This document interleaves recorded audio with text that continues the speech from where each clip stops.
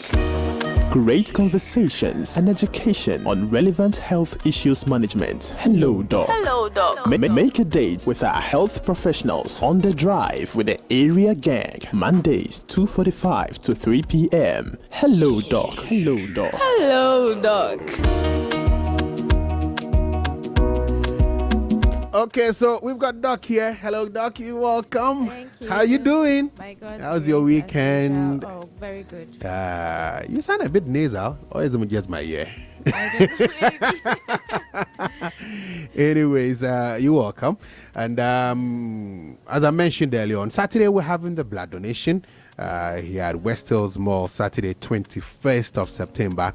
And as we do on an annual basis, you know, we get to have some information on it, right? So, and I'm going to ask you that question of how we prepare. Why are you looking at me? Because I'm going to ask you a question. How we prepare to come and donate blood, right? Yeah. But somebody brought this up, so I need to clear it before we get into it. So she, in preparation for the blood donation, has taken it upon herself to drink bottles of blood tonic. Please clear the air for me. And I know we'll get into it, but you need to do that, you know, to get enough blood so that you're able to donate on Saturday. Well, not necessarily.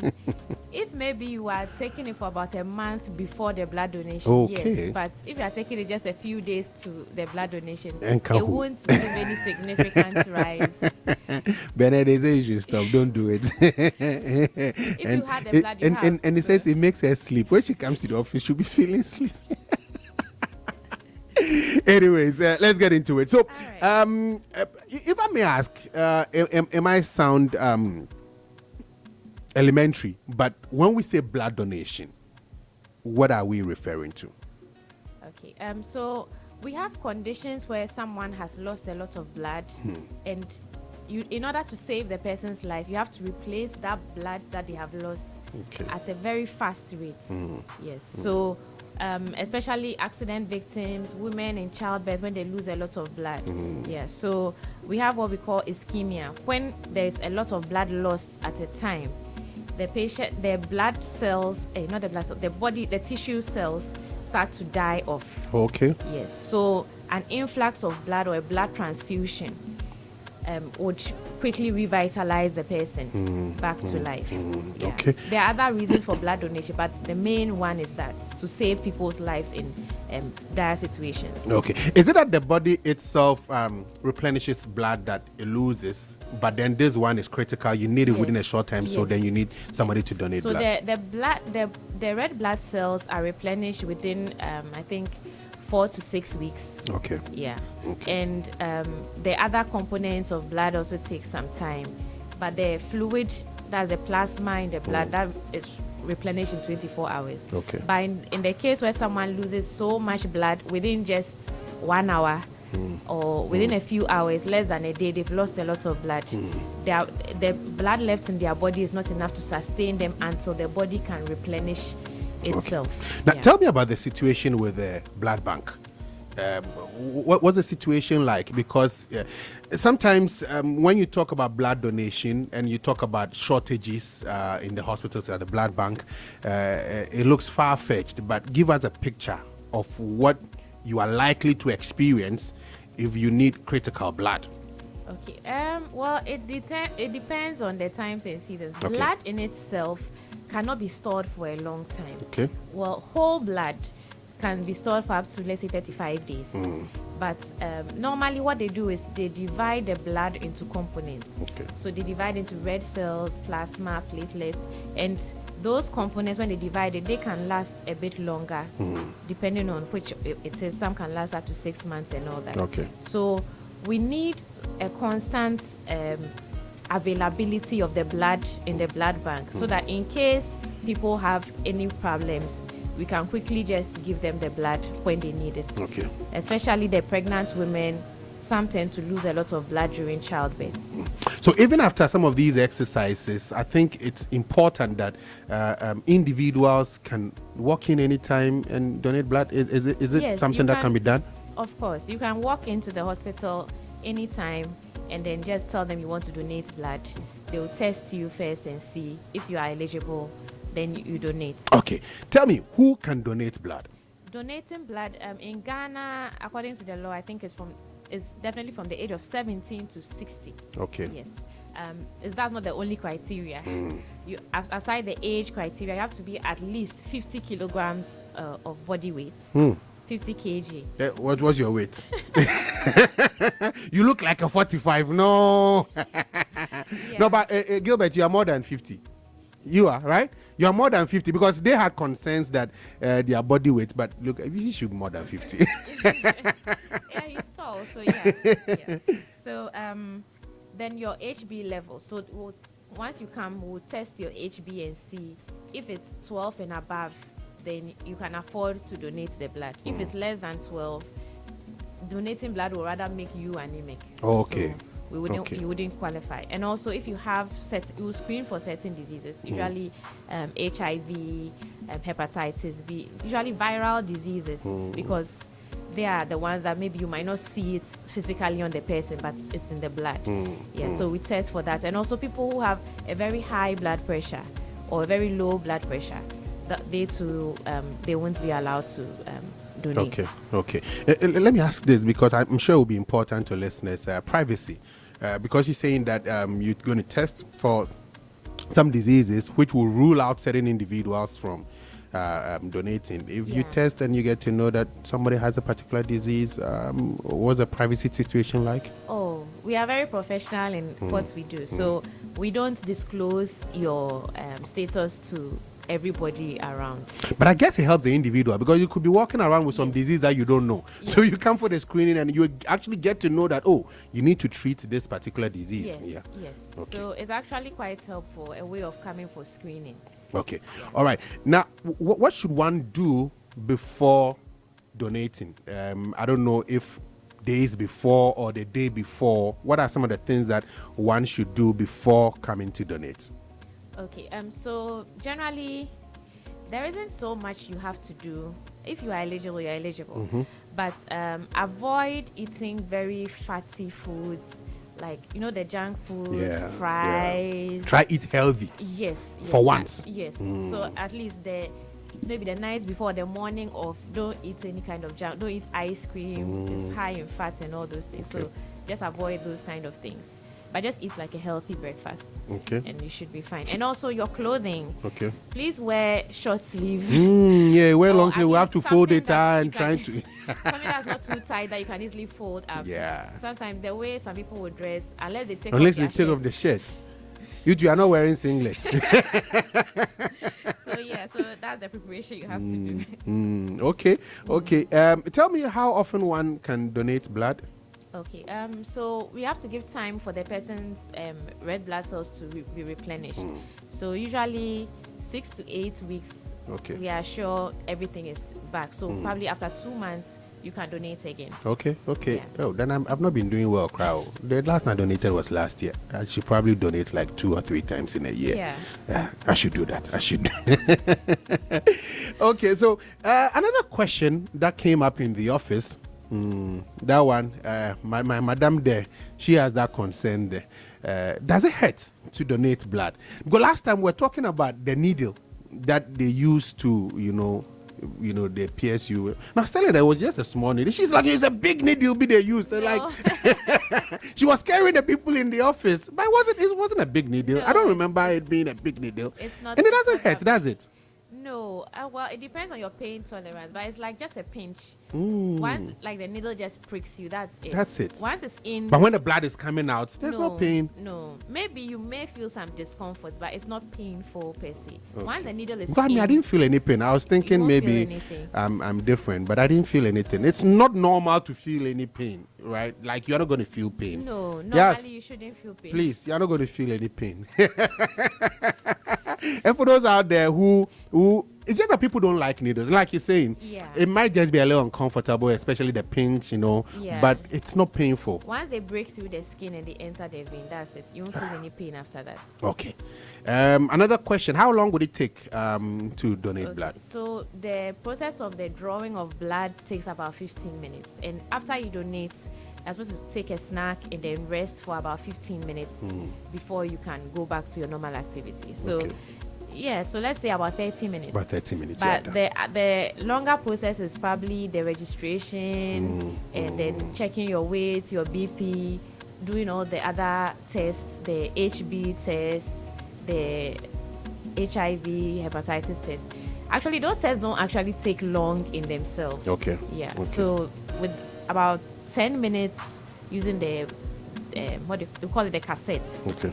The color change would appear within 10 minutes or so, and then we have the test results. Okay, we're having the blood donation drive this Saturday, 21st September at the West Hills Mall, and we're calling on all listeners to be part of the activity. And for today on Hello Doc, we're going through some frequently asked questions. So questions that you've been wanting to ask, especially on the blood donation. Hopefully, I'm asking some of them for you, but you can also send me a message if there is a critical one that I'm leaving out and you want to find out before you come on Saturday to donate. I don't know if this is a myth or otherwise, but it is said that if you have tattoos or piercings, you are not able to donate blood. Is that the case?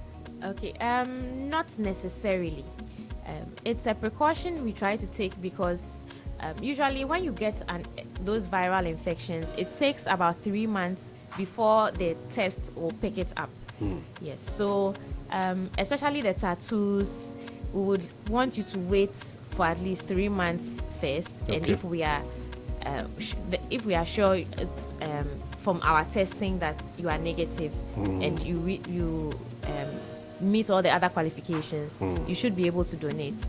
But there are laws in place and all those things. Those are just to be a fail safe. Okay. Yeah. Okay. So you are not necessarily disqualified, but we want to rule out the chance of an infection that maybe our test might not be able to pick. Okay. So it's possible that I come there, you're not able to pick that, but later on you get So that. if it's within the first 3 months, it Okay. might not be picked on the test kits. Okay. All right. Okay. So a listener sent in this message here. It says he's smart. Okay. Good afternoon to you, Smart from Cantamanto. He says, I don't know if that's a practice, but he says, why would the blood donated be sold back to the donor? Is that a practice? Do you sell blood back after the donation? No, we don't sell the blood. What people pay for is actually the processing of the blood. Okay. It's not the blood itself. Okay, so the blood, once you donate it, it goes through a number of processes, and we have to pay for those processes. We use certain chemicals. After the donation, we retest all the blood sample, the blood that we've taken. We retest all of them again, and then we have to take them through some processes, put them in machines to separate them and all those things. So all those things actually are quite costly. Okay. Okay. So it's the processing of the blood that is costly. So like not you're the selling the blood blood itself. Okay. No, because I think last year it came up even when we were doing the donation that the blood that people freely donate, then it is sold back to patients. But that is not the case. No, that's not okay. the case. But let me ask you this also, because I know when we donate blood, you give us these donor cards. Yes. Yeah, So, what does it do for me? Honestly, I'm not entirely sure, but I think it's supposed to waive off the processing fee. Okay. So if you've donated blood before, I think they waive the processing fee. Okay. Yeah. Okay. All right. A question that came up also: if one is breastfeeding or is pregnant, are pregnant women, breastfeeding mothers, are they allowed to donate? No, please. Pregnancy, you have to wait about 9 months after delivery before you donate, and even at that point, you should have weaned off you should stop breastfeeding by then. Because the breast milk also takes a lot out of the woman. Unless maybe you're not breastfeeding so much, maybe just light, and most of the child's meals are like solid food or the supplementary foods. Okay. Yeah. Okay. So we're giving you a pass, pregnant women. We're giving you a pass. Next year, don't be pregnant. Okay. So Sammy also sends a message. He says, "Good afternoon, Doc. Okay, I think we touched on this, but you touch on it again. Can a slim person donate? Sammy, how slim are you? I'm sure you weigh more than 50 kg. But doc, touch on it again. Can a slim because I think it's a perception that no slim person there doesn't have enough blood to donate. No. Your slimness does not determine your blood level, unless it depends on your BMI. Okay. So you calculate it together with the person's weight. Okay. But not just the slimness. Because if you are very tall as well, you might be slim, but you still meet the criteria. Okay.